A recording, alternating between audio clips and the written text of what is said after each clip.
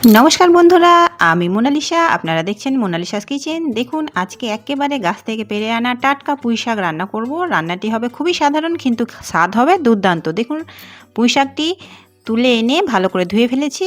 ধুয়ে নেওয়ার পর পুঁই শাকের ডাঁটাগুলোকে আলাদা কেটে একটা আলাদা পাত্রে রাখবো, এবং শাকগুলোকেও কিন্তু আলাদাভাবে কেটে একটি আলাদা জায়গায় রাখবো।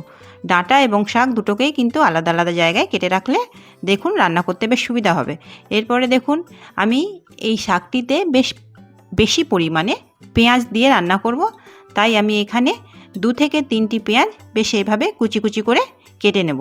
এবং দেখুন, আমাদের শাক পেঁয়াজ সব আলাদা করে ধুয়ে নেওয়ার পরে আমি কড়াইয়ে খুব সামান্য পরিমাণে তেল দিয়ে 5 ফোড়ন দিয়ে, 5 ফোড়নটা যখন বেশ সুন্দর একটু ভাজা হয়ে আসবে, তখনই কিন্তু এই পুঁই শাকের ডাঁটাগুলো এবং কেটে রাখা পেঁয়াজগুলো এর মধ্যে অ্যাড করে দেবো। অ্যাড করে দেওয়ার পরে কিছুক্ষণ ধরে নাড়াচাড়া করব।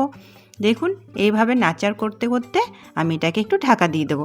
যেহেতু একেবারে টাটকা, তাই রান্না হতে কিন্তু একেবারে বেশি সময় নেবে না, সঙ্গে সঙ্গে দেখুন রান্না হয়ে যাবে।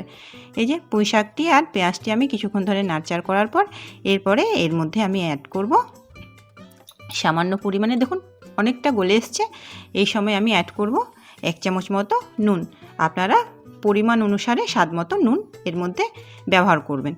এরপরে আবার কিছুক্ষণ ধরে নাড়াচাড়া করব। নাড়াচাড়া করে নেওয়ার পরে এরপরে দেখুন আমরা এর মধ্যে কিছু মশলা অ্যাড করব। মশলার মধ্যে আমি এখানে দিলাম সামান্য পরিমাণে হলুদ গুঁড়ো। হলুদ গুঁড়ো দেওয়ার পরে এই ডাঁটাগুলোকে ভালো করে আমি আরেকবার নাড়াচাড়া করে নেব। এরপরে এর মধ্যে আমি বেটে রাখা সর্ষে জিরে লঙ্কা বাটা 1 চামচ পেস্ট এর মধ্যে অ্যাড করে দেবো, এবং এটাকে ভালো করে নাড়াচাড়া করব। এর মধ্যে খুব সামান্য মশলাই দিতে হয়, বেশি পরিমাণে মশলা দেওয়ার কোনো প্রয়োজন নেই, এবং এই রান্নাটি খুব চটজলদি হয়ে যায়। তাই দেখুন, একটু নাড়াচাড়া করার পরেই কিন্তু আমি এর মধ্যে অ্যাড করলাম কেটে রাখা শাকগুলোকে আমি খুব ভালো করে ধুয়ে নিয়েছিলাম। এরপরে কেটে রাখা শাকগুলো এর মধ্যে অ্যাড করব। কেটে রাখা শাকগুলো অবশ্যই পরে অ্যাড করবেন, আগে অ্যাড করলে এই যে ডাঁটাগুলো কিন্তু ভালো করে ভাজা হবে না।